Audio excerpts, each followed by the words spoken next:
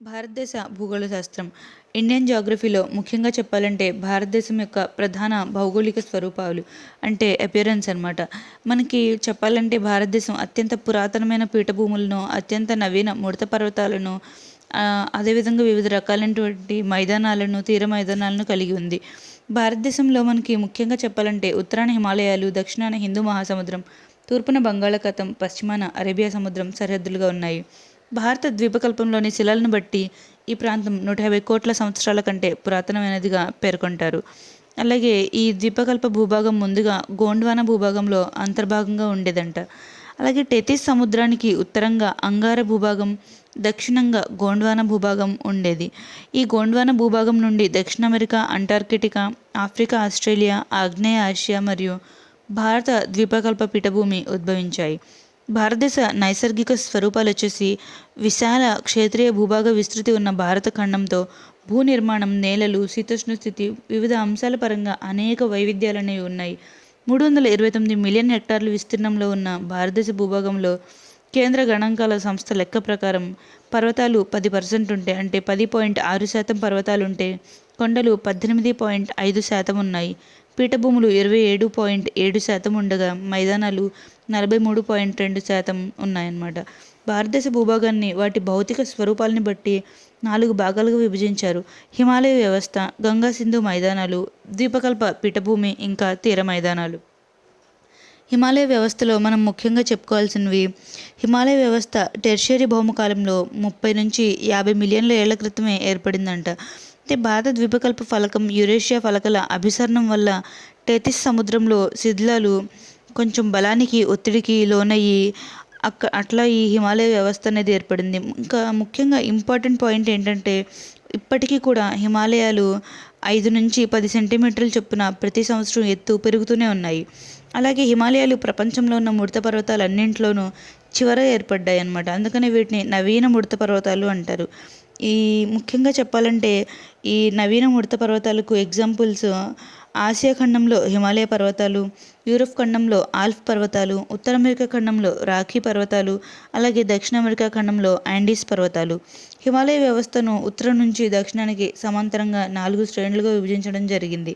హిమాద్రి, హిమాచల్, శివాలిక్, ట్రాన్స్ అంటే హిమాద్రి లేదా ఉన్నత హిమాలయాలు, హిమాచల్ లేదా నిమ్న హిమాలయాలు, శివాలిక్ లేదా బాహ్య హిమాలయాలు, అలాగే ట్రాన్స్ లేదా టిబెట్ హిమాలయాలు. ఈ 4 రకాలుగా హిమాలయ వ్యవస్థను విభజించడం జరిగింది. హిమాలయ ఆవిర్భావం ఇప్పటికీ కూడా జరుగుతూనే ఉందన్నమాట. అలాగే హిమాలయాలు ప్రపంచంలోనే అతి చిన్న నిర్మాణాత్మకంగా ఉన్న ముడత పర్వతాలు. అంటే హిమాలయాలు భారతదేశపు ఉత్తర సరిహద్దు వెంట చాపం లాంటి నిర్మాణాన్ని కలిగి ఉంటాయి. అలాగే వీటిని పురాణాల్లో ఏమని పిలిచారో తెలుసా? హిమాద్రి అని, ఇంకా బహిరగిరి శ్రేణులు అని అనేవారు. సగటు ఎత్తు సుమారుగా 6000 మీటర్లు ఉంటుందన్నమాట. ఇవి ప్రపంచంలోనే ఎత్తైన పర్వతాలు. అలాగే విషమ లంబ నిర్మాణం అంటే ఆర్థోక్లైనల్ యాంగిల్ని కలిగి ఉంటాయన్నమాట. అంటే ఆ విధంగా ఉంటాయి. ఇంకా హిమాద్రి హిమాలయాలను మయన్మార్లో ఆర్కాన్ యోమ పర్వతాలు అని కూడా పిలుస్తూ ఉంటారు. లడాక్ నుంచి జమ్మూ కాశ్మీర్ను వేరు చేస్తూ ఉంటాయి ఈ హిమాద్రి హిమాలయ పర్వతాలు. అలాగే భారతదేశంలో 28 రాష్ట్రాలు, ఇంకా 8 కేంద్రపాలిత ప్రాంతాలు, వాటి రాజధానులు చూద్దాం. మనకి ముఖ్యంగా రాష్ట్రాలు 28 ఎలాగ ఉన్నాయో, కేంద్రపాలిత ప్రాంతాలు మనకి కేంద్రపాలిత ప్రాంతాలని దాద్రా నగర్ హవేలీ, డామన్ డయ్యూ వీటిని విలీనం చేస్తూ కేంద్ర ప్రభుత్వం నిర్ణయం తీసుకుంది. ఇప్పుడు అంటే జనవరి 26, 2020న. అందుకని ఇప్పుడు మనకి కేంద్రపాలిత ప్రాంతాలు 8 అయ్యాయి. అండమాన్ నికోబార్, చండీగఢ్, దాద్రా నగర్ హవేలీ, ఇంకా డామన్ డయ్యూ, ఢిల్లీ, లక్షద్వీప్, పుదుచ్చేరి, జమ్మూ కాశ్మీర్, ఇంకా లడాక్. రాష్ట్రాలు 29 నుంచి 28 చేయడం జరిగింది. ఎందుకంటే ఈ శ్రీనగర్, జమ్మూ కాశ్మీర్ని మనం ఈ జమ్మూ కాశ్మీర్ని కేంద్రపాలిత ప్రాంతాల్లోకి చేర్చడం జరిగింది. కాబట్టి భారతదేశంలో రాష్ట్రాలు 29 కాదు, ఇప్పుడు 28. లడాక్, ఈ క్యాపిటల్ వచ్చేసి లేహ్, శ్రీనగర్, జమ్మూ కాశ్మీర్. మనకి హర్యానా, పంజాబ్లకు జాయింట్ క్యాపిటల్ ఉంటుంది. జాయింట్ క్యాపిటల్ ఏంటి అంటే చండీగఢ్. అలాగే హిమాచల్ ప్రదేశ్ సిమ్లా, ఉత్తరాఖండ్ డెహ్రాడూన్, ఢిల్లీ వచ్చేసి కేంద్రపాలిత ప్రాంతం అన్నమాట. అలాగే రాజస్థాన్ జైపూర్, ఉత్తరప్రదేశ్ లక్నో, బీహార్ పాట్నా, సిక్కిం గ్యాంగ్టక్, అస్సోం డిస్పూర్, అరుణాచల్ ప్రదేశ్ ఈటానగర్, నాగాలాండ్ కోహిమా, మణిపూర్ ఇంఫాల్, మిజోరాం ఐజ్వాల్, త్రిపుర అగర్తల, మేఘాలయ షిల్లాంగ్, పశ్చిమ బెంగాల్ కోల్కతా, ఇంకా జార్ఖండ్ రాంచీ, ఒడిశా భువనేశ్వర్, ఛత్తీస్గఢ్ రాయ్పూర్, మధ్యప్రదేశ్ భోపాల్, గుజరాత్ గాంధీనగర్, రాజస్థాన్ జైపూర్ చెప్పాం కదా. అలాగే మనకి మహారాష్ట్రకి క్యాపిటల్ వచ్చేసి ముంబై, తెలంగాణ హైదరాబాద్, కర్ణాటక బెంగుళూరు, తమిళనాడు చెన్నై, కేరళ తిరువనంతపురం, ఆంధ్రప్రదేశ్ అమరావతి. ఇలా 28 రాష్ట్రాలకు 28 క్యాపిటల్స్ అనేవి ఉన్నాయి. అదేవిధంగా హిమాలయాల్లో కనుమలు రాష్ట్రాలు చూద్దాం. రాష్ట్రాలు ముఖ్యంగా జమ్మూ కాశ్మీర్లో కనుమలు వచ్చేసి జోజిలా, బుర్జులా, బనిహాల్, అగిల్ కనుమలు. అలాగే లడాఖ్లో ఖర్దుంగులా కనుమలు. హిమాచల్ ప్రదేశ్లో షిప్కిలా, బారాలాచా, కొంజుం, రోహతంగ్. ఇవి పేర్లన్నీ మనకి గుర్తుపెట్టుకోవడం కష్టం కాబట్టి ప్రీవియస్ ఎగ్జామ్స్లో ఏవైతే అడిగారో అలా కొన్ని ఇంపార్టెంట్ అయినవి లేదా 1 లేదా 2 రాష్ట్రాలకి ప్రిపేర్ అయితే బెటర్ అనమాట. ఎందుకంటే మనం చదివేది ఎప్పుడు లాస్ట్ మినిట్ ప్రిపరేషన్ ఉంటుంది కాబట్టి కొన్ని రాష్ట్రాలకి సంబంధించిన మాత్రమే చూసుకుంటే బెటర్. హిమాచల్ ప్రదేశ్లో ఇలా బారాలాచల, కుంజుం, రోహతంగ్ ఇలా ఉన్నాయన్నమాట. సిక్కింలో నాదులా, జలాప్లా ఇవి 2 కనుమలు అనేవి సిక్కింలో ఉన్నాయి. ఖర్దంగులా కనుమ భారతదేశంలోనే ఎత్తైన కనుమ. ఈ కనుమలకి ఏదైనా ఇంపార్టెన్స్ ఉంటే అటువంటివి ఖచ్చితంగా గుర్తుపెట్టుకోవాల్సి ఉంటుంది. ఇందులోనే సియాచిన్ లేహ్ ప్రాంతాన్ని సియాచిన్ హిమనీ నదంతో కలుపుతుంటుంది ఈ ఖర్దంగులా కనుమ. ఇది ఎక్కడుంది? ఖర్దంగులా కనుమ అనేది లడాఖ్లో ఉంది. అలాగే లిపులేక్ కనుమ ఇది ఇండియా, నేపాల్, చైనా దేశం యొక్క ట్రై జంక్షన్గా పిలుస్తారనమాట. దీని ద్వారానే మనకి మానస్ సరోవర్ యాత్ర అనేది చేస్తూ ఉంటారు కాబట్టి ఇది కూడా ఇంపార్టెంట్. ఈ లిపులేక్ అనేది ఎక్కడుంది కనుమ? ఉత్తరాఖండ్లో ఉందన్నమాట. ఉత్తరాఖండ్లో ఇది ఇండియా, నేపాల్, చైనా దేశం యొక్క ట్రై జంక్షన్గా దీన్ని పిలవడం జరుగుతూ ఉంటుంది. అదేవిధంగా మనకి ఈ నిమ్న హిమాలయాల గురించి చూడాలంటే పీర్ పంజల్ శ్రేణి, జస్కర్ శ్రేణికి మధ్య ఉన్న లోయ కాశ్మీర్ లోయ. ఈ పీర్ పంజల్ శ్రేణిలో బనిహాల్ కనుమను గేట్వే ఆఫ్ శ్రీనగర్ అని పిలుస్తారు. ఇది ఇంపార్టెంట్ పాయింట్ అనమాట. గేట్వే ఆఫ్ శ్రీనగర్ అంటే బనిహాల్ కనుమ. ఇది పీర్ పంజల్ శ్రేణిలో ఉంటుంది. అలాగే హిమాలయాలకు పీర్ పంజల్ శ్రేణికి మధ్యన కాశ్మీర్ లోయ ఉంటుంది. ఈ లోయలోనే ఊలర్ ఇంకా దాల్ అనే సరస్సులు ఉన్నాయి. కాశ్మీర్ లోయ ప్రకృతి సౌందర్యానికి ప్రసిద్ధి చెందింది. అలాగే దౌల్ధర్ శ్రేణిలో వేసవి విడిది కేంద్రాలైన సిమ్లా, డల్హౌసీ, ధర్మశాల, ఖజ్జయార్ ముఖ్యమైనవి. అలాగే ఖజ్జయార్ అనేది వేసవి విడిదిని అంటే భారతదేశపు స్విట్జర్లాండ్గా పిలుస్తారనమాట. ఇంకా బాహ్య ఇంకా శివాలిక్ హిమాలయాలు. వీటి గురించి చెప్పాలంటే ముఖ్యంగా మనకి శివాలిక్ హిమాలయాలు పాకిస్తాన్లోని పోట్వార్ పీఠభూమి నుండి అరుణాచల్ ప్రదేశ్లోని ది హంగ్ గార్జ్ వరకు విస్తరించి ఉంటాయి. ఈ పర్వత శ్రేణి ఏంటంటే 10 నుంచి 50 కిలోమీటర్ల వెడల్పు అనేది ఉంటుంది. అలాగే ఎత్తు వచ్చేసి 600 నుంచి 1500 మీటర్లు ఉంటుంది. హిమాలయ వ్యవస్థ ఇది దక్షిణంగా ఉంటుంది. ఈ శ్రేణిలో ప్రాచీన భారతీయ మానవులు అయిన రామాఫిథికస్ అవశేషాలు లభించడం జరిగింది. ప్రాచీన మానవులైన రామాఫిథికస్ యొక్క అవశేషాలు ఇక్కడ మనకి ఈ శ్రేణిలో లభించాయన్నమాట. అలాగే హిమాచల్ శ్రేణులకు, శివాలిక్ శ్రేణులకు మధ్య ఉండే సన్నని భూభాగాన్ని డూన్స్ లేదా ద్వార్స్ అంటారు. ఈ డూన్స్ ద్వార్స్ ఏంటి అని అడిగితే మాత్రం హిమాచల్ శ్రేణులకు, శివాలిక్ శ్రేణులకు మధ్య ఉండే సన్నని భూభాగం అని గుర్తుపెట్టుకోవాల్సి ఉంటుంది. హిమాచల్ శ్రేణులకు మధ్య ఉండే లోయలో కనిపించే రహదారులను ఏమంటారు అంటే మార్గ్ అంటారు. మార్గం అని గుర్తుపెట్టుకోండి. అలాగే హిమాలయ వ్యవస్థలు అన్నిటికంటే ఈ శివాలిక్ హిమాలయాలు ఏంటంటే సరిహద్దులో దక్షిణ వైపు ఉంటాయన్నమాట. మనకి ముఖ్యంగా చెప్పాలంటే పర్వత పాద హిమాలయాలు అని, లేకపోతే శివాలిక్ కొండలు అని కూడా వీటిని పిలుస్తూ ఉంటారు. వీటికి వివిధ రాష్ట్రాల్లో వివిధ పేర్లు ఉంటాయన్నమాట. అంటే జమ్మూ కాశ్మీర్లో జమ్మూ కొండలు అంటారు, ఉత్తరాఖండ్లో దుధ్వా కొండలు అంటారు, సిక్కింలో చురియా కొండలు లేదా థాంగ్ కొండలు అంటారు, పశ్చిమ బెంగాల్లో డార్ఫ్ కొండలు అంటారు, ఈ విధంగా నేపాల్లో చురియా ఘాట్స్ అంటారు, అరుణాచల్ ప్రదేశ్లో డాఫ్లా, మిష్మి, మిరి ఇలా వివిధ రకాలైనటువంటి పేర్లతో పిలుస్తూ ఉంటారు. ట్రాన్స్ హిమాలయాల్లో ఏంటంటే షామీర్. ఈ హిమాద్రి హిమాలయాలకు ఉత్తరాన కారకోరం అంటే లడాక్, జస్కర్, కైలాస్ శ్రేణులు ఇవన్నీ కూడా వరుసగా ఉంటాయి అన్నమాట, ఉత్తరం వైపు నుంచి దక్షిణ వైపుకు. ఈ పర్వత శ్రేణుల్ని మనం ట్రాన్స్ హిమాలయాలు అని కూడా అంటారు. టిబెట్ హిమాలయాలు అని కూడా వీటిని అంటారు. పామీర్ ముడి కేంద్రంగా విస్తరించిన ఈ పర్వతాలు హిందూకుష్ అని చెప్పేసి ఆఫ్ఘనిస్తాన్లో కొన్ని ఉంటాయి. అదేవిధంగా వీటిని కొద్దిమంది రచయితలు హిందూకుష్ పర్వతాలు అంటారు. హిందూకుష్ పర్వతాలు అంటే హిందువులను చంపు పర్వతాలు అన్నమాట, కిల్లర్ ఆఫ్ హిందూస్ అని అర్థం. ఈ హిందూకుష్ పర్వతాల్లోనే 5 సింహాల లోయ అని పిలుచుకునే పంజ్షీర్ లోయ కూడా ఇక్కడే ఉంది. పంజ్షీర్ పంజ్ అంటే 5 కదా, 5 సింహాల లోయ అనమాట. ఈ ట్రాన్స్ హిమాలయాల శ్రేణులు వివిధ దేశాల్లో రూపాంతరాలుగా ఉన్నాయన్నమాట, వివిధ పేర్లుగా పిలుస్తారు. ఇంకా మనం కొన్ని పర్వతాలు, ఇంకా దేశాలు, కారంకోరం శ్రేణి, లడఖ్ శ్రేణి, పూర్వాంచల్ పర్వతాలు, గంగా సింధు మైదానాలు, వీటన్నింటి గురించి కూడా డీటెయిల్గా చూద్దాము. ప్రస్తుతం అయితే థార్ ఎడారి గురించి కొన్ని ఇంపార్టెంట్ పాయింట్స్. థార్ అనే పదం మనకి తుల్ అనే పదం నుంచి వచ్చిందనమాట. ఇది ఉష్ణమండల ఎడారి. థార్ ఎడారిలో ప్రపంచంలోనే 9వ పెద్ద ఉష్ణమండల ఎడారి అనమాట. ఇది ఎన్నో పెద్ద ఉష్ణమండలి, ఇది ప్రపంచంలోనే 9వ పెద్ద ఉష్ణమండల ఎడారి. ఇది భారత ఉపఖండంలోనే అతి పెద్ద ఎడారి కాబట్టి దీన్ని ద గ్రేట్ ఇండియన్ డిజర్ట్ అంటారు. అంటే భారతదేశపు గొప్ప ఎడారి అని అర్థం. ఇది పశ్చిమ రాజస్థాన్, పాకిస్తాన్లో కొద్ది భాగం ఉంది. పశ్చిమ రాజస్థాన్లో కొంత భాగం ఉంటే పాకిస్తాన్లో ఇంకొంత భాగం ఉందన్నమాట. థార్ ఎడారి గురించి లూని నది ప్రవహిస్తూ ఉంటుంది. అంటే థార్ ఎడారి గుండా లూని నది ప్రవహిస్తూ ఉంటుంది. దేశంలోనే పొడవైన ఇందిరాగాంధీ కాలువ. ఇది సుమారుగా 650 కిలోమీటర్లు ఉన్న ఇందిరాగాంధీ కాలువ థార్ ఎడారిలో నీళ్లు అందిస్తూ ఉంటుందన్నమాట. ఈ థార్ ఎడారి ఎక్కువగా భారతదేశంలో ఉంది, కొంచెం మాత్రమే పాకిస్తాన్లో ఉంది. వర్షపాతం తక్కువ ఉండడం వలన ముళ్ళ పొదలు, ఉద్భిజాలు అంటే జెరోఫైటిక్ వృక్షాలు అనమాట ఈ ప్రాంతంలో ఉంటుంటాయి. ఇంకా ఖేత్రి కొండల గురించి తెలుసా మీకు? ఖేత్రి కొండలు అంటే ఆరావళి పర్వతాల్లో ద్వీపకల్ప పీఠభూమికి వాయువ్య సరిహద్దుగా ఉంటాయన్నమాట. ఈ ఆరావళి పర్వతాలు ప్రపంచంలోనే చాలా పాత ఈ అవశిష్ట ముడుగు పర్వతాలు అని చెప్పేసి అంటారు. అంటే ముడత పర్వతాలు ఉన్నాయి కదా, ఇవి కొంచెం పాత అయినటువంటి ముడత పర్వతాలు. ఈ భూభాగం రూపాంతర ప్రాప్తి శిలలతో ఏర్పడి ఉంటుంది. ఈ పర్వతాల్లో అత్యంత ప్రాచీనమైన రాగి లభించే ఖేత్రి గనులనే ఖేత్రి కొండలు అంటారు. రాగి లభించే ఖేత్రి గనులు అనమాట. అలాగే ఇందులో ఎత్తైన ప్రాంతాన్నే మౌంట్ అబు అంటారు. ఈ ప్రాంతంలో జైన మతానికి చెందిన దిల్వారా జైన దేవాలయం కూడా ఉంది. అలాగే ఆరావళి పర్వతాల్లో ఎత్తైన శిఖరమైన గురుశిఖర్ కూడా ఇక్కడే ఉంది. అదేవిధంగా మాల్వా పీఠభూములు, కతియావార్, బోన్వాయ్, మాల్వా పీఠభూమి, వీటన్నిటి గురించి కూడా డీటెయిల్గా తర్వాత చూద్దాం. ఛోటా నాగ్పూర్ పీఠభూమి గురించి చెప్పాలంటే ఈ పీఠభూమిని రూర్ ఆఫ్ ఇండియా అంటాము. అంటే భారతదేశపు ఖనిజాల నెలవు అని చెప్పేసి అంటారనమాట. ఈ పీఠభూమిలో దామోదర్ మరియు సువర్ణరేఖ నదులు అనేవి ప్రవహిస్తూ ఉంటాయి. అలాగే సాత్పురా పర్వతాలు. సాత్ అంటే 7 అనమాట, పురా అంటే కొండలు.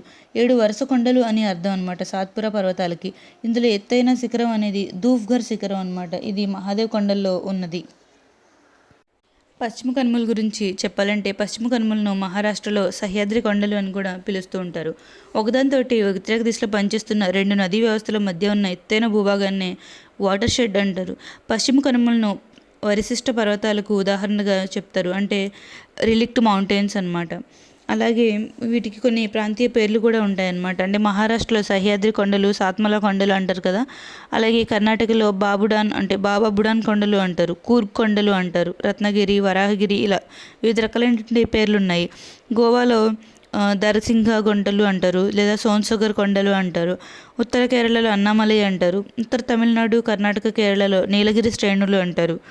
దక్షిణ కేరళలో ఎలామెల, కార్డమం, యాలకుల కొండలు అని కూడా అంటారు. దక్షిణ తమిళనాడులో పళన్ కొండలు అని కూడా అంటారు. ఇలా పశ్చిమ కనుమలకి ప్రాంతీయ పేర్లు చాలా రకాలుగా ఉంటాయన్నమాట. అలాగే కొన్ని రకాలైనటువంటి పర్వతాల గురించి చూద్దాం. సహ్యాద్రి పర్వతాలు, ఇంకా వివిధ రకాలైనటువంటి మనకి పాల్ఘాట్ ప్రాంతంలో ఒక లోయ ఉంటుందన్నమాట. లోయ గుండా ఈ పొన్నేరి నది అనేది ప్రవహిస్తుంటుంది. ఈ నది ఏంటంటే సహ్యాద్రి పర్వతాల్లో ఇది కొంచెం ఇంపార్టెంట్. ఈ పర్వతాలు ఎక్కడున్నాయంటే మహారాష్ట్రలో ఉన్నాయి ఈ సహ్యాద్రి పర్వతాలు. అలాగే జోగ్ జలపాతం వచ్చేసి ఈ జరప్ప అనే కొండలోనే ఉంటుందన్నమాట. ఇది ఏంటంటే 275 మీటర్లు ఎత్తు ఉంటుంది. నీలగిరి పర్వతాలు ఇవి తమిళనాడులో ఉంటాయి, నీలగిరి పర్వతాలు. అలాగే బాబు బుడాన్ కొండల్లో ఇవి కర్ణాటకలో ఉంటుందన్నమాట. అన్నమలై కొండలు అత్యధిక వర్షపాతం పొందే పశ్చిమ కనుమల భాగం అంటారు అన్నమలై కొండల్ని. ఇవి ప్రధానంగా కేరళలో ఉంటాయి. అనైముడి అనే శిఖరం ఉంటుంది కదా, అక్కడ దక్షిణ భారతదేశంలో ఎత్తైనవి ఉంటాయన్నమాట ఈ శిఖరాలు.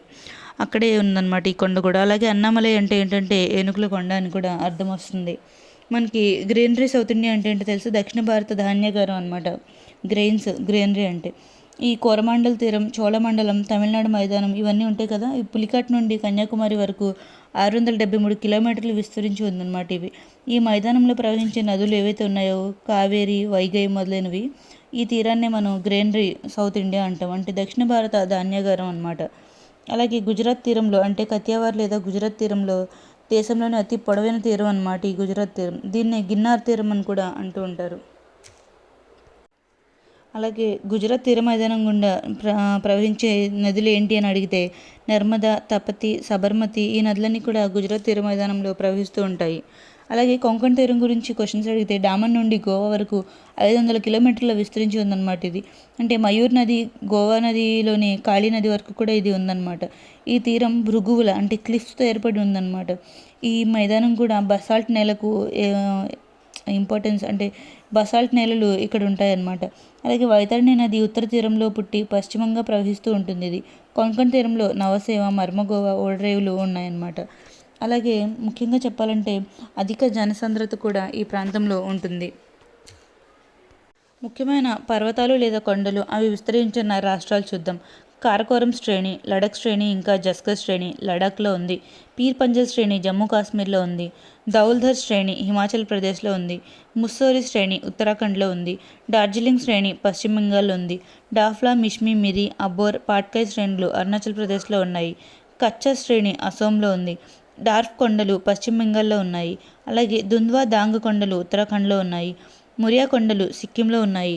నాగా కొండలు ఇంకా కోహిమా కొండలు నాగాలాండ్లో ఉన్నాయి. లుషాయి, మిజో కొండలు గారో ఇవి లుషాయి ఇంకా మిజో కొండలు మిజోరాంలో ఉంటే గారో, కాశీ, జయంతి కొండలు మేఘాలయలో ఉన్నాయి.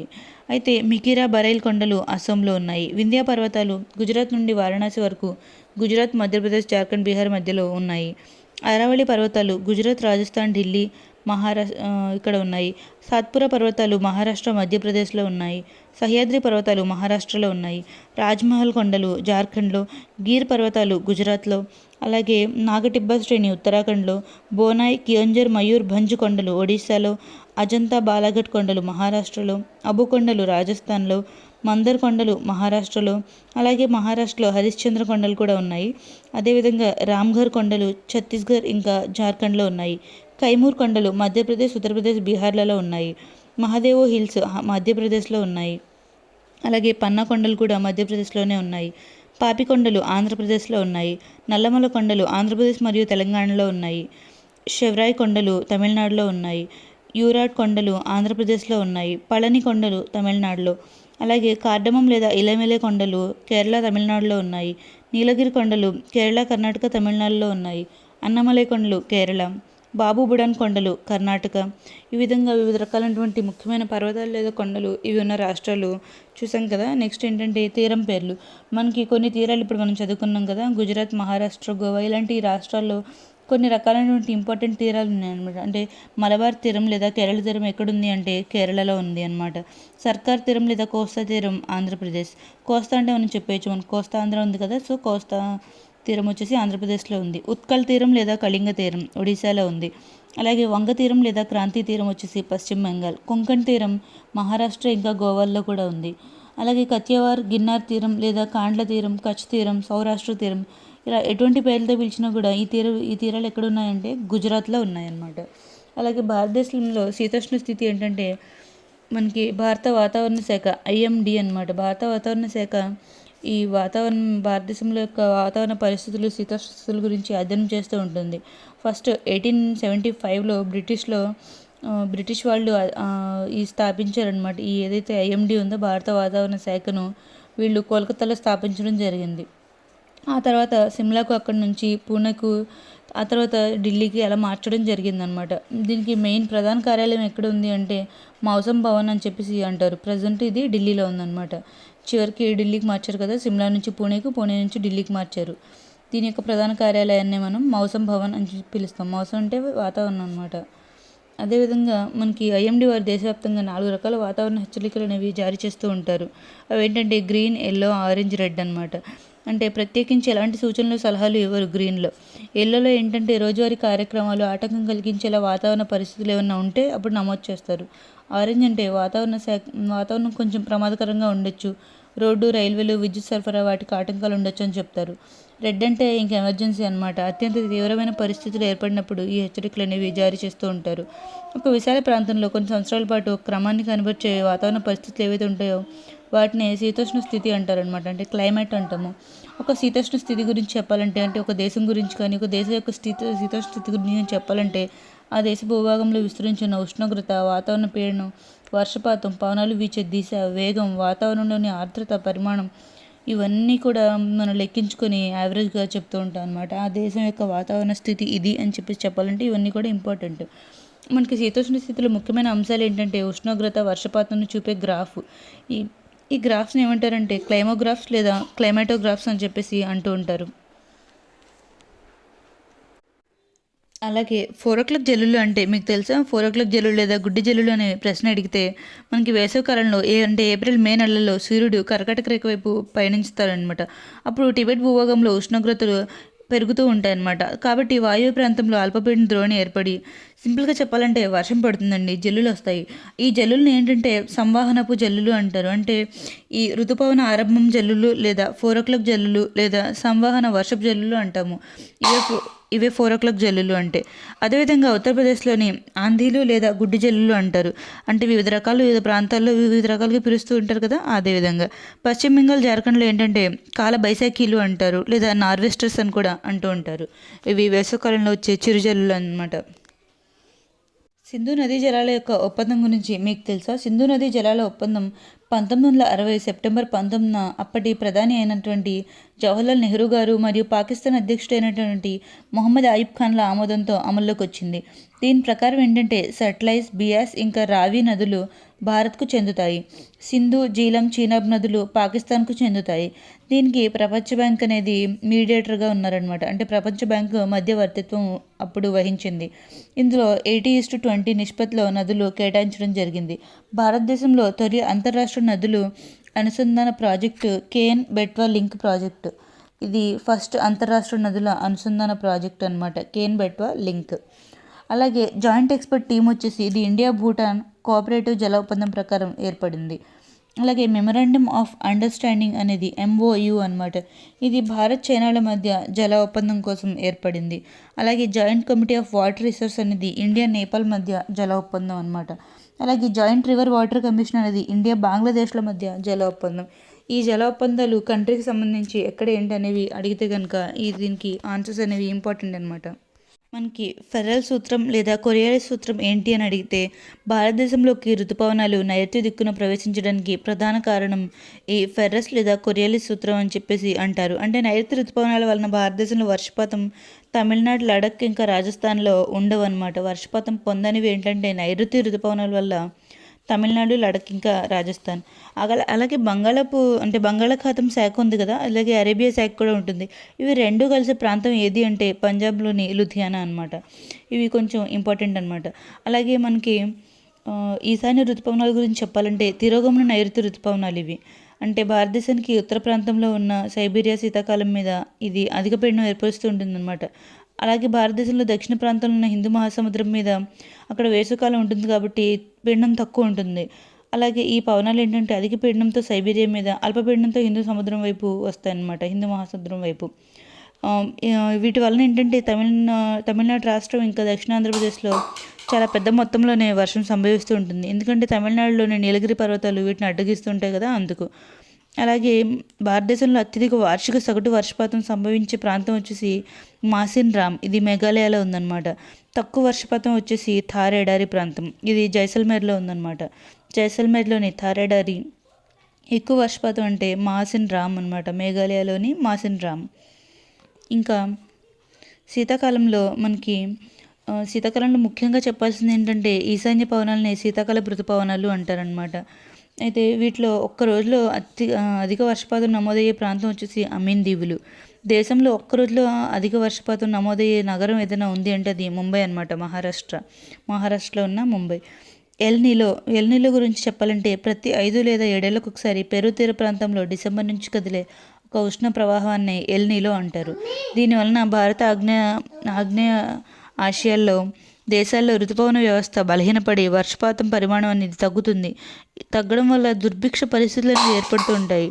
ఎల్నీలో అనే లాటిన్ పదానికి అర్థం ఏంటో తెలుసా? బాలాక్రీస్తు అని చెప్పేసి. అయితే ఈ ప్రవాహాలు ముఖ్యంగా డిసెంబర్, క్రిస్మస్ పండుగల రోజుల్లో దాదాపు సంభవిస్తూ ఉంటాయి. అలాగే లానీలో అంటే ఏంటి అంటే లానీనో, దీనికి ఎల్నీనోకు వ్యతిరేకం అనమాట, ఇది రివర్స్. వీటి వలన భారతదేశంలో సమృద్ధిగా వర్షాలు కురుస్తాయి. దీన్నే లానీనో అంటారు. దీనికి లాటిన్లో అర్థం ఏంటి అంటే ఆడ శిశువు జననం అని చెప్పేసి అర్థం ఉంటుంది. శీతోష్ణస్థితిలో మనం ముఖ్యంగా తెలుసుకోవాల్సిన పదాలు ఏంటంటే క్లైమోగ్రాఫ్ అంటే పరిస్థితులు, అంటే క్లైమేట్ని అంచనా వేసే మన శీతోష్ణస్థితిలో ముఖ్యంగా ఉష్ణోగ్రత, వర్షపాతాలు ఇవన్నీ కూడా క్లైమోగ్రాఫ్ ద్వారానే చూపిస్తూ ఉంటారు. అంటే వివిధ ప్రాంతాల్లో వివిధ రకాలుగా తేడాలు ఉంటాయి కదా, వర్షపాతంలో కానీ ఉష్ణోగ్రతలు కానీ. అదేవిధంగా వాతావరణం గురించి, ఇంకా వాతావరణం అంటే భూమి చుట్టూ ఉండే ఆవరణం అని చెప్పేసి తెలుసు కదా. ఋతుపవనాలు, భూమి నీరు చల్లబడడం వల్ల, వేడెక్కడం వల్ల, తేడాల వల్ల ఈ ఋతుపవనాలు అనేవి ఏర్పడుతూ ఉంటాయన్నమాట. సూర్యపటం అంటే భూమి వైపునకు నిరంతరం ప్రసరించే సూర్యుని శక్తినే సూర్యపటం అని చెప్పేసి అంటూ ఉంటారు. భూమి ఉపరితలం పైన ఉష్ణోగ్రత ఆ ప్రాంతంలో సూర్యకిరణాల నుంచి వచ్చే వేడి మీదే ఆధారపడి ఉంటుంది. పీడన మండలాలు.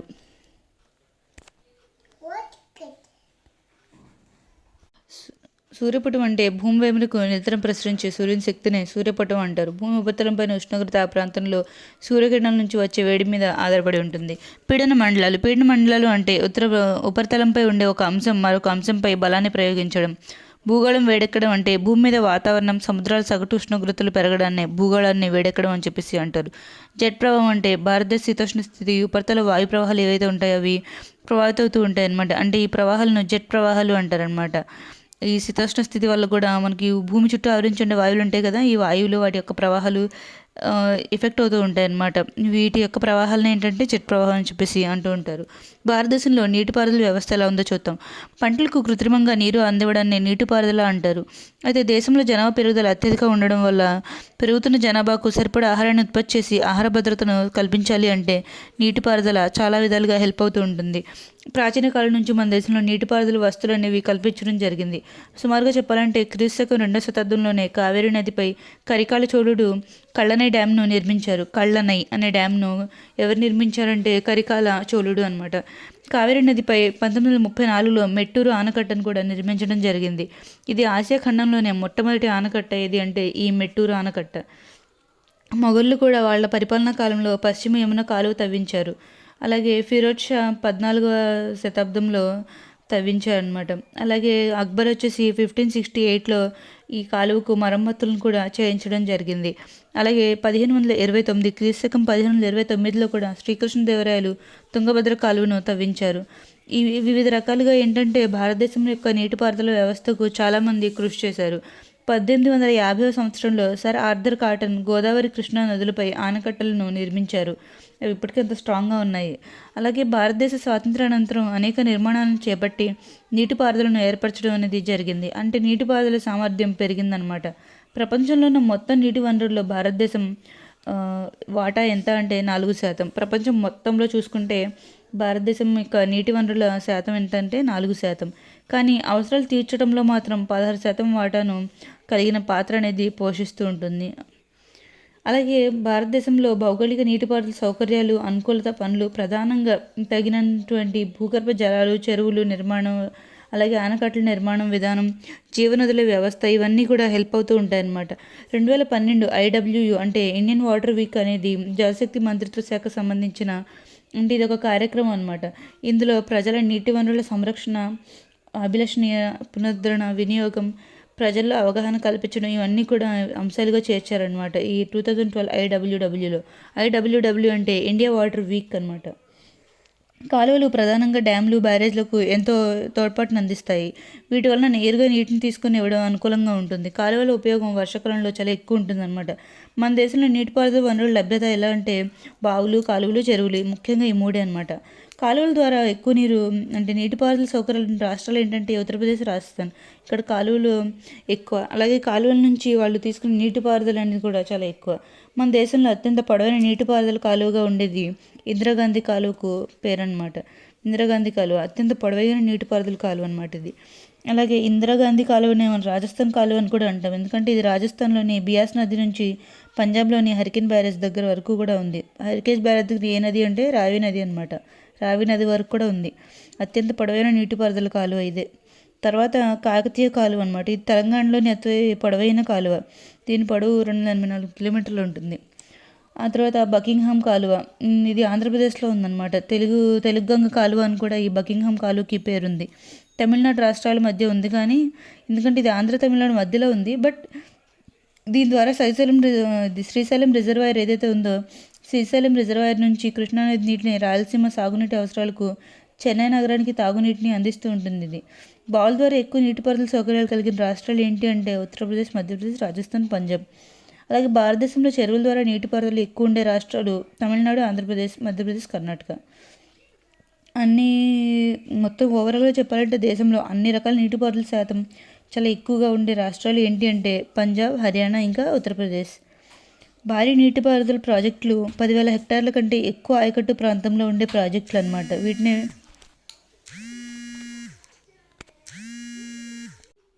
మధ్య తరహా ప్రాజెక్టులు. 2,000 నుండి 10,000 హెక్టార్ల ఆయకట్టు ప్రాంతం గల ప్రాజెక్టులను మధ్య తరహా ప్రాజెక్టు అంటారు. చిన్న చిన్న నదులపైన, ఉపనదులపైన ఈ ప్రాజెక్టులు నిర్మిస్తూ ఉంటారు. చిన్న తరహా ప్రాజెక్టులు అంటే 2,000 హెక్టార్ల కంటే తక్కువ ఆయకట్టు ప్రాంతంలో ఉండే ప్రాజెక్టులు చిన్న తరహా ప్రాజెక్టులు. భారతదేశంలో అత్యధిక ప్రాజెక్టులు కలిగిన నది నర్మదా నది.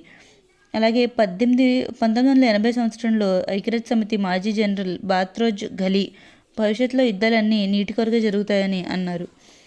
సింధు నదీ జలాల ఒప్పందం. సింధు నదీ జలాల ఒప్పందం గురించి చెప్పాలంటే 1960 సెప్టెంబర్ 19న అప్పటి భారత ప్రధాని అయిన జవహర్లాల్ నెహ్రూ ఇంకా పాకిస్తాన్ అధ్యక్షుడు మహమ్మద్ అయూబ్ ఖాన్ల ఆమోదంతో అమల్లోకి వచ్చింది. కొన్ని రకాలైనటువంటి నదీ వివాదాలు ఇప్పటికీ జరుగుతూనే ఉన్నాయన్నమాట.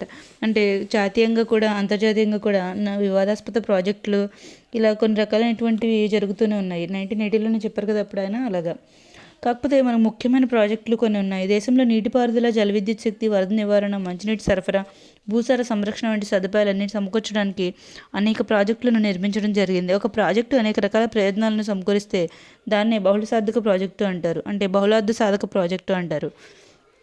భాక్రా నంగల్ ప్రాజెక్ట్. ఈ ప్రాజెక్టులో మనకి ముఖ్యంగా భాక్రా ఆనకట్ట అంటే ప్రపంచంలోని ఎత్తైన ఆనకట్టలో ఇది రెండోది అనమాట. దీని పొడవు 518 మీటర్లు, ఇంకా ఎత్తు 226 మీటర్లు. ఈ భాక్రా ఆనకట్ట, నంగల్ ఆనకట్ట, నంగల్ జలమార్గాలు, విద్యుత్ కేంద్రాలు ఇవన్నీ కూడా ఉందన్నమాట. ఏషియాలో చాలా పెద్ద విద్యుత్ కేంద్రాలు ఇవన్నీ కూడా. ఇది సట్లెజ్ నది ఇంకా ఈ హోషియాపూర్ జిల్లాలో ఉందన్నమాట. పంజాబ్లోని హోషియాపూర్ జిల్లాలో ఇవి ఉన్నాయి. వీటి యొక్క ప్రయోజనం ఏంటంటే విద్యుత్ ఉత్పాదనకు ఇంకా నీటిపారుదలకు ఇవి హెల్ప్ అవుతూ ఉంటుంది. దీనివల్ల లబ్ధి పొందే రాష్ట్రాలు వచ్చేసి పంజాబ్, హిమాచల్ ప్రదేశ్, హర్యానా, ఇంకా రాజస్థాన్. ముఖ్యంగా ఇక్కడ మనకి ఆంధ్రప్రదేశ్ గురించి చెప్పాలంటే ఆంధ్రప్రదేశ్, కర్ణాటక, ఆంధ్రప్రదేశ్, తెలంగాణకు సంబంధించి తుంగభద్ర ప్రాజెక్ట్ వచ్చేసి ఆంధ్రప్రదేశ్, కర్ణాటకకు సంబంధించింది. ఇది తుంగభద్ర అంటే కృష్ణ యొక్క ఉపనది మీద ఉందన్నమాట. ఈ కృష్ణా నదికి ఉపనది అనమాట ఈ తుంగభద్ర అనే నది. దీనికి విద్యుత్ ఉత్పాదన, నీటిపారుదల అనేవి యూజెస్. ఇది వచ్చేసి ఆంధ్రప్రదేశ్, కర్ణాటక రాష్ట్రాలకు లబ్ధి పొందుతూ ఉంటారు. తెలంగాణ, ఆంధ్రప్రదేశ్ కలిపి లబ్ధి పొందే ప్రాజెక్ట్ వచ్చేసి కృష్ణా నది పైన ఉంది. ఇది కూడా హెల్ప్ అయ్యేది విద్యుత్ ఉత్పాదనకు ఇంకా నీటిపారుదలకే. ఈ ప్రాజెక్ట్ పేరు వచ్చేసి నాగార్జున సాగర్ ప్రాజెక్టు. ఇంకా ఇవి కాకుండా మనకి ఆంధ్రప్రదేశ్ గురించి చెప్పాలంటే ఆంధ్రప్రదేశ్ ఇంకా తెలంగాణ లేదా కేవలం తెలంగాణలో ఒక ప్రాజెక్ట్ ఉంది, పోచంపాడు ప్రాజెక్ట్ అనమాట. ఇది గోదావరి నది పైన ఉంది. నీటిపారుదలకి హెల్ప్ అవుతూ ఉంటుంది తెలంగాణలో ఉన్న ఈ పోచంపాడు ప్రాజెక్ట్ అనేది. ఇంకా ఆంధ్రప్రదేశ్, తెలంగాణ గురించి చెప్పాలంటే కృష్ణానది ఒడ్డున ఉన్న శ్రీశైలం ప్రాజెక్టు. ఈ శ్రీశైలం ప్రాజెక్టు ఏంటంటే కృష్ణానదిపై ఉంది. అలాగే విద్యుత్ ఇంకా నీటిపారుదల శాఖకు యూజ్ అవుతూ ఉంటుందన్నమాట. కేవలం ఆంధ్రప్రదేశ్లో ఉన్న ప్రాజెక్ట్స్ వచ్చేసి లోయర్ సీలేరు వచ్చేసి సీలేరు నదిపై ఉందన్నమాట. ఇది జల విద్యుత్ ఉత్పాదనకి హెల్ప్ అవుతూ ఉంటుంది ఈ ప్రాజెక్ట్ అనేది. అదేవిధంగా ఇంకో ప్రాజెక్ట్ చెప్పాలంటే మనకి గోదావరి నది మీద ఉన్న పోలవరం. ఇది ఇంకా జరుగుతూనే ఉంది. స్టార్ట్ అయ్యింది కానీ ఇంకా పూర్తి అయితే అవ్వలేదు. పోలవరం నిర్మాణ దశలోనే ఉంది. ఈ ప్రాజెక్ట్ పూర్తయితే మనకి చాలా హెల్ప్ఫుల్ అవుతుందన్నమాట. నీటిపారుదలకి, విద్యుత్కి అన్నింటికీ కూడా చాలా రకాలైనటువంటి రైతులకు, పొలాలకు చాలా హెల్ప్ అవుతూ ఉంటుందని చెప్పేసి మనం వింటున్నాం, చూస్తున్నాం. బట్ ఇది పూర్తి అయితే అవ్వలేదు కానీ స్టార్ట్ అయింది. ఈ పోలవరం వచ్చేసి ఆంధ్రప్రదేశ్ అనమాట, గోదావరి నది పైన ఉందన్నమాట. ఇంకా నెక్స్ట్ వచ్చేసి కొన్ని రకాలైనటువంటి ఉన్నాయన్నమాట. ఇంకా చెప్పాలంటే తెలంగాణకి సంబంధించిన ప్రాజెక్టులు అయితే ఇంకొన్ని ఉన్నాయి. ఘటప్రభ ప్రాజెక్ట్ అని ఈ విధంగా ఇది కూడా నీటిపారుదలకే హెల్ప్ అవుతూ ఉంటుంది. ఇంకా ముఖ్యంగా చెప్పాలంటే జాతీయ వివాదాస్పద ప్రాజెక్టులు అంటే ఏదో ఒక వివాదంలో ఉన్న ప్రాజెక్టుల గురించి చెప్పాలంటే పెరియార్ ప్రాజెక్ట్ అనమాట. ఇది కేరళ, తమిళనాడుకు సంబంధించింది.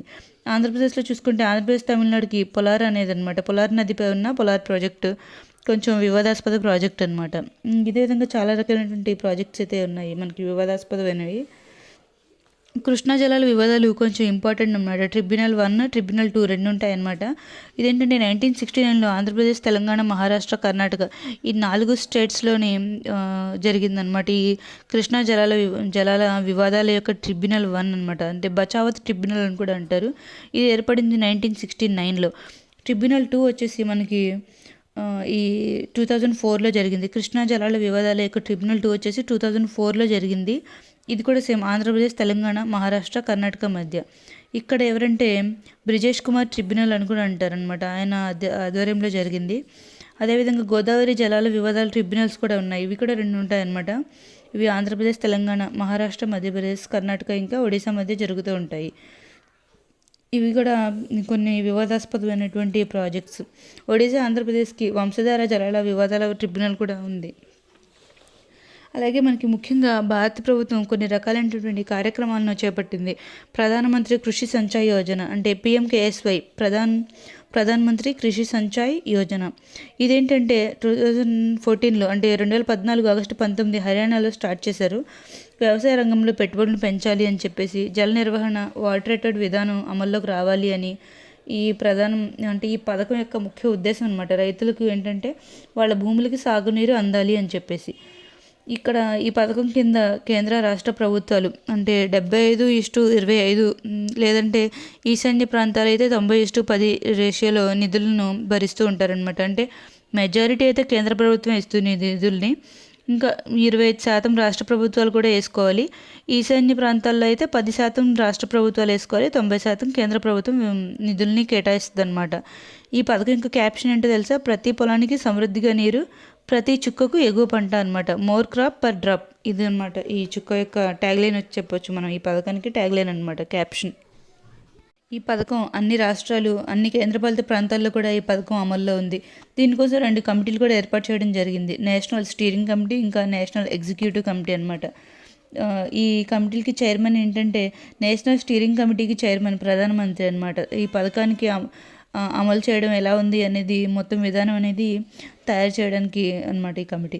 అయితే నేషనల్ ఎగ్జిక్యూటివ్ కమిటీ ఏంటంటే, ఈ చైర్మన్ వచ్చేసి నీతి ఆయోగ్ అనమాట. నీతి ఆయోగ్కి వైస్ చైర్మన్ ఎవరైతే ఉంటారో ఆయన చూసుకుంటూ ఉంటారు ఈ పథకానికి అమలు ఎట్లా ఉంది ఏంటి అనేది. ఇంకొక పథకం వచ్చేసి నీరాంచల్. 2016 నుంచి 20 వరకు జరిగిందనమాట. ఇది ఒక జాతీయ వాటర్ రేట్ నిర్వహణ ప్రాజెక్టు. వాటర్ షెడ్ అభివృద్ధికి ఇంకొంచెం మోటివేషన్ ఇవ్వడానికి ఈ నీరాంచల్ అనేది స్టార్ట్ చేశారు. ఇది 8 రాష్ట్రాల్లో ఇప్పటికీ అమల్లో ఉంది.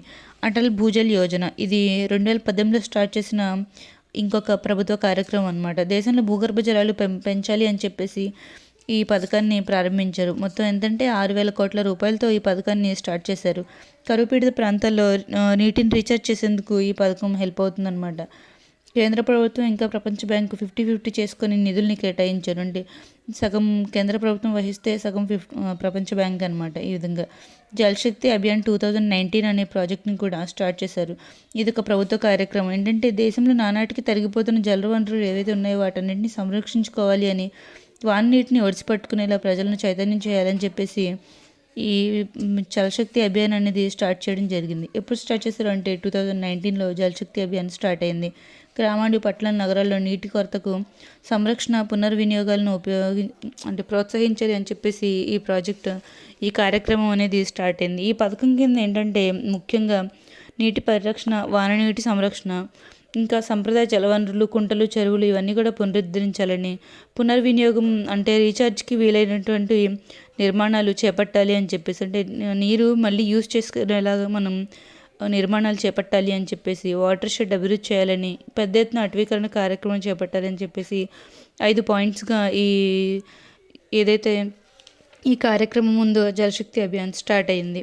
నీటిపారుదలకు సంబంధించి సాంకేతిక పరిజ్ఞానం ఏంటంటే మనకి ఆయకట్టు, డెన్స్ స్టోరేజీ, నికర జలాలు, మిగులు జలాలు, ప్రాజెక్టు, బ్యారేజీ, లిఫ్ట్ పథకం, చెక్ డ్యామ్, చెరువుకుంట, ముంపు ప్రాంతాలు, ఎఫ్ఆర్ఎల్ అంటే పూర్తి రిజర్వాయర్ నీటి మట్టం, ఇలా మొత్తం ఈ స్పిల్వే ఇవన్నిటి గురించి కూడా మనకి ఎక్స్ప్లెయిన్ చేయడం జరిగిందనమాట. ఇవన్నీ కూడా లేటెస్ట్ టెక్నాలజీకి సంబంధించినవన్నీ కూడా మనకి ఇక్కడ మెన్షన్ చేయడం జరిగింది. అదేవిధంగా భారతదేశంలో వృక్ష సంపద ఎలా ఉంది, ఈ అటవీ శాస్త్రం ప్రకారం మనకి ఫారెస్ట్ అనే పదం ఎట్లా వచ్చింది ఏంటనేది కూడా చూద్దాం. ఫారెస్ట్ అనే పదం ఫోర్స్ అనే లాటిన్ పదం నుంచి వచ్చిందనమాట. ఎఫ్ఆర్ఎస్ ఫోర్స్ అంటే ఏంటంటే బయట ప్రదేశం లేదా గ్రామం వెలుపల ప్రాంతం అని చెప్పేసి అర్థం వస్తుంది. మనకి ఫుడ్ అండ్ అగ్రికల్చరల్ ఆర్గనైజేషన్ ఏదైతే ఉందో ఎఫ్ఏఓ, దీని ప్రకారం అడవి అంటే ఒక భూభాగంలో సగటున 0.5 హెక్టార్ల కంటే ఎక్కువగా 10% కంటే ఎక్కువ భూభాగంలో వృక్షాలతో కూడిన ప్రాంతం అనమాట. మనకి కొన్ని రిపోర్ట్స్ ప్రకారం భారతదేశ అటవీ సంపద ప్రపంచ అటవీ విస్తీర్ణంలో 2% ఉంది. అలాగే కొన్ని ఫారెస్ట్ అంటే రిజర్వ్ ఫారెస్ట్, రక్షిత ఫారెస్ట్ అంటే ప్రొటెక్ట్ ఫారెస్ట్ అనమాట, కేటాయించని ఫారెస్ట్, ఇలా కొన్ని రకాలైనటువంటి ఫారెస్ట్లు ఉన్నాయి. అలాగే అడవుల్లో కూడా సతత హరిత అరణ్యాలు పశ్చిమ కనుమలో రెండు వైపులా ఉంటాయి అన్నమాట. ఆకురాల్చే అరణ్యాలు, చిట్టడవులు, పొదడవులు, టైడల్ అంటే క్షారజల అరణ్యాలు, వీటిలోనే మ్యాంగ్రూవ్స్ అని కూడా అంటారనమాట. అంటే తీర చీలికలు, చిత్తడి నేలలు ఇవన్నీ ఉంటాయి కదా, మ్యాంగ్రూవ్స్ అని కూడా వీటిని మడ అరణ్యాలని పిలుస్తూ ఉంటారు. అలాగే సుందర్బన్స్ అడవులు, ఇవి ప్రపంచంలోనే అత్యంత పెద్ద మడ అడవులు అనమాట సుందర్బన్స్ అడవులు. ఇలా మనకి ఈ కేంద్ర ప్రభుత్వం 1980వ సంవత్సరంలో అటవీ సంరక్షణ చట్టాన్ని తీసుకుని వచ్చింది. కొన్ని ఇంపార్టెంట్ పాయింట్స్ అనమాట ఇవన్నీ కూడా. అలాగే వంటకి మనకి వంట చెరుకు అంటారు కదా, వంట చెరుకు ఉత్పత్తికి ప్రసిద్ధి చెందిన రాష్ట్రం ఏదైనా ఉంది అంటే అది కర్ణాటక. అలాగే జార్ఖండ్ దేనికి ప్రసిద్ధి చెందింది అంటే లక్కా ఉత్పత్తికి ప్రసిద్ధి చెందిన రాష్ట్రం. రైజిన్స్ ఉత్పత్తికి ప్రసిద్ధి చెందిన రాష్ట్రం ఏంటి అంటే అరుణాచల్. ఇంక గమ్స్ ఉత్పత్తికి ప్రసిద్ధి చెందిన రాష్ట్రం వచ్చేసి జార్ఖండ్. తునికాకు ఉత్పత్తికి ప్రసిద్ధి చెందిన రాష్ట్రం వచ్చేసి మధ్యప్రదేశ్ అనమాట. వివిధ ప్రాంతాల్లో ఉండే మాంగ్రూవ్స్ అడవులు ఏంటి అంటే పశ్చిమ బెంగాల్ సుందర్బన్స్, భీతర్కనిక ఒడిశా, గోదావరి డెల్టా ఆంధ్రప్రదేశ్, పాయింట్ కాలిమెర్రి తమిళనాడు, వెంబనాడ్ కేరళ, రత్నగిరి లేదా ఆచ్రా మహారాష్ట్ర, పిచ్చవరం తమిళనాడు, గల్ఫ్ ఆఫ్ కచ్ గుజరాత్. ఇవన్నీ కూడా భారతదేశంలో ఉండే వివిధ ప్రాంతాల్లో ఉన్న మ్యాంగ్రూవ్స్ అడవులు అనమాట.